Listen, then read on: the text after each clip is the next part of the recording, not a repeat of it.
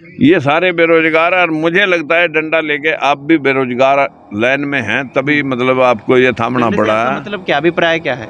मतलब ये अभिप्राय क्या डंडे से आप? अरे ये जो आपका अच्छा, इस माइक को डंडा बोल रहे हैं? माइक मतलब जो आप लोकतंत्र का चौथे स्तंभ को आप डंडा बोल रहे हैं? क्या अभिप्राय क्या है? मतलब ये अभिप्राय क्या डंडे से आप? अरे ये जो आपका अच्छा, इस माइक को डंडा बोल रहे हैं? माइक मतलब जो आप लोकतंत्र का चौथे स्तंभ को आप डंडा बोल रहे हैं? एक टाइम वो भी था जब लोग आप पे आरोप लगाते थे कि इन्होंने 36-1 करने का काम किया, भाईचारा खराब करने जनता के चुने हुए प्रतिनिधि जीरो और चोर दरवाजे से घुसे हुए लोग हीरो। राज्यसभा को आप मान्यता नहीं देते, राज्यसभा जैसी संस्था होनी नहीं चाहिए, आपका मानना है? ये बिल पास होते थे हाउस ऑफ लॉर्ड में, आज भी उसी सदन को सर्वोच्च मान रखा है जो अंग्रेजों के समय था। आप ये मानते हैं कि दो बुद्धिजीवी वर्ग था उस समय का जिन्होंने संविधान बनाया, राज्यसभा की उसमें जगह दी, तो वो सही नहीं था फिर?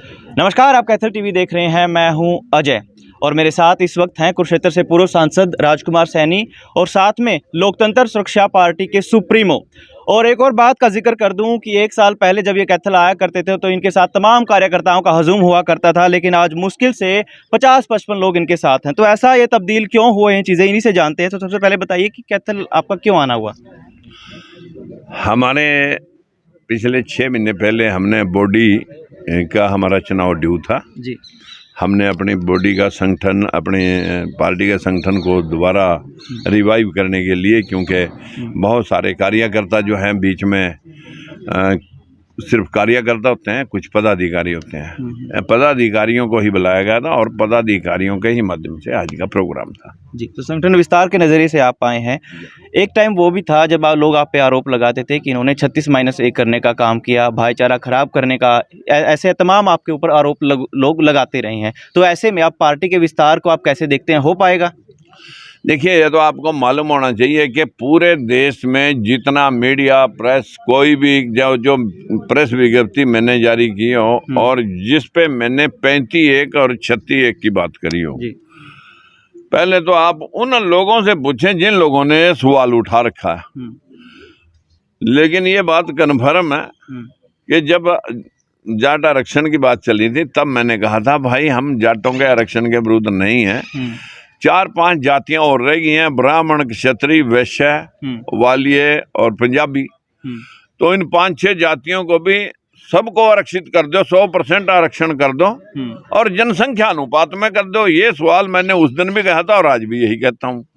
और मेरी जेब में शायद आपकी फोटो के लिए कोई डायरी पड़ी भी हो रहा, देखिए कोई डायरी पड़ी या जेब में लाए आप? नहीं, वो हेलो गाड़ी में पड़ी होगी, दे देख। अच्छा, हमने 100% आरक्षण की वकालत की और आज भी करते हैं। ये हमारा वो एजेंडा है, मैनिफेस्टो लगा लो इसको। इस मैनिफेस्टो के माध्यम से हमने जो है ना अपना विचार रखा। जब 100% आरक्षण है तो बताइए इसमें जाट आते हैं या नहीं? अब अगर इसमें जाट आते हैं तो 35-1 और 36-1 कैसे कह सकता है कोई? दूसरा बात कही थी मैंने कि परिवार में राजनीति इतनी प्रदूषित हो चुकी है कि घर में जिनके हाथ में सत्ता है उनके 10-10 लोग लगे हुए हैं और बाकी परिवारों में जिनका नहीं लगा 4 पीढ़ी में भी कोई नहीं लगा।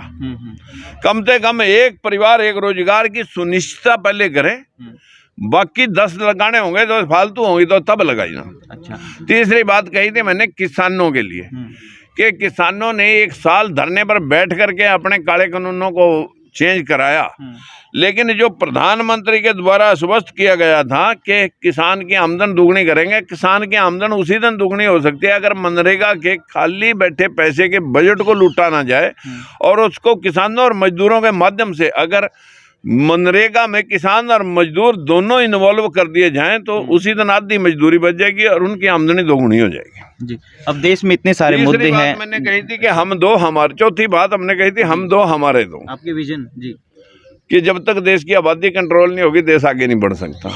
और 5वीं बात मैंने कही थी कि आज भी देश लोकसभा में जो बिल पास होते हैं उनको राज्यसभा उठा के 10-10 साल घुमाती रहती है। जनता के चुने हुए प्रतिनिधि जीरो और चोर दरवाजे से घुसे हुए लोग हीरो। अच्छा, जब तक इस देश में ये राजनीति रहेगी इस देश के युवा का, इस देश का कल्याण नहीं हो सकता। तो राज्यसभा को आप मान्यता नहीं देते, राज्यसभा जैसी संस्था होनी नहीं चाहिए, आपका मानना है? जहां भी सिंगल सिस्टम है पूरे वर्ल्ड के लगभग 90% देशों के अंदर सिंगल एकल प्रणाली है। अच्छा, तो लोकसभा को भी मान्यता मिले, लोकसभा ही कानून बनाए जी। लोकसभा कानून बनाती है। ये सदन अगर रखना है तो एडवाइजरी होना चाहिए, क्योंकि ये अंग्रेजों ने सदन बनाया था अपने लिए कि हम हाउस ऑफ लॉर्ड हैं और हाउस ऑफ कॉमन काम करने के लिए बिल पास होते थे हाउस ऑफ लॉर्ड में।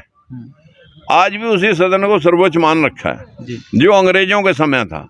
आज तो जनता का सदन सर्वोच्च होना चाहिए। जनता का सदन सर्वोच्च होना चाहिए जी। लोकसभा आपका जिक्र है जी, राज्यसभा नहीं बात। चलिए, आपकी देखिए अपना परसेप्शन है, हम क्यों उससे सहमत हों, लेकिन दूसरी जहां बात है, जब आप इतने सारे मुद्दे दूसरे मुद्दों पर जिक्र, बिल्कुल देखिए आपकी अपनी मान्यता है, क्योंकि हम तो मानते नहीं है, नागरिक हैं बिल्कुल। तो आपको क्या लगता है? देखिए राज्यसभा का अपनी महत्ता है, तभी संविधान में उसको जगह दी गई है जी। चलिए, देश के अन्य मुद्दों पर जिक्र, वो एडवाइजरी सदन तो हो सकता था कि यहाँ पर बड़े बड़े साइंसदान, बड़े बड़े अखबार घराने जो देश के लिए मतलब जो है ना प्रचार प्रसार करते हैं, उसका मशवरा तो लिया जा सकता था। मशवरा पहले होता है, लेकिन बिल पास लोकसभा आखिर में करती है। तो आप ये मानते हैं कि दो बुद्धिजीवी वर्ग था उस समय का जिन्होंने संविधान बनाया, राज्यसभा की उसमें जगह दी, तो वो सही नहीं था? फिर राज्यसभा को उन्होंने जगह दी तो वो सही नहीं था? मशवरा देखो, अब ऐसे इस एंगल से चला जाए। हाँ, तो मैं भी वही बात कर रहा हूँ, तो मशवरा है, ठीक है, मशवरा नहीं, फाइनल फैसला, ये फैसला है, ठीक है। लोकसभा में फैसला होता है। राज्य में इतने सारे मुद्दे हैं, बेरोजगारी का मुद्दा इतना छाया रहता है, तो अब अगर देखो जब विपक्ष, सुनिए श्रीमान जी, सुनिए। अब आज आपने पूछा कि सबसे पहली बात यहाँ आज आप कैसे आए? हमारी पार्टी का एक संगठनात्मक ढांचे को तैयार करने के लिए आए। ऊपर से कमेटी के नगर निकाय चुनाव हैं, उसमें जो आदमी हमारे लड़ने के इच्छुक हैं उनको पार्टी सिंबल के साथ लड़ाएगी, बिना समर्थन के साथ लड़ाएगी। जैसी दूसरी पार्टियां करेंगी वैसा ही हम करेंगे, बस। अच्छा, तो उसी पार्टी में आप चलेंगे? बिल्कुल।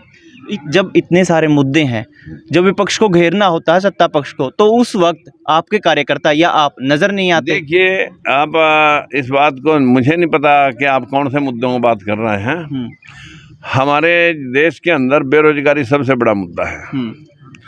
ये सारे बेरोजगार, और मुझे लगता है डंडा लेके आप भी बेरोजगार लाइन में हैं, तभी मतलब आपको ये थामना पड़ा है। मतलब क्या अभिप्राय क्या है?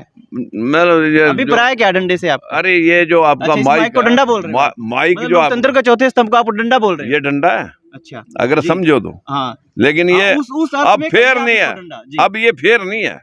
अच्छा, अगर ये फेयर रहता तो इतना खिलवाड़ ना होता। अच्छा, डंडा था ये, चौथा स्तंभ था, ठीक है। कुछ लोग आपको बीजेपी की बी टीम बताते हैं कि आप बीजेपी को फायदा करने के लिए आप उनको कुछ न कुछ करते रहते हैं। वो निपटाने के लिए जो है ना, उन्होंने देख लिया मेरी बी टीम का सीन। 80 पे लोकसभा में 80 सीटों पे लोकसभा में बीजेपी बढ़त में थी और 40 पे आके हमने निपटा दी थी।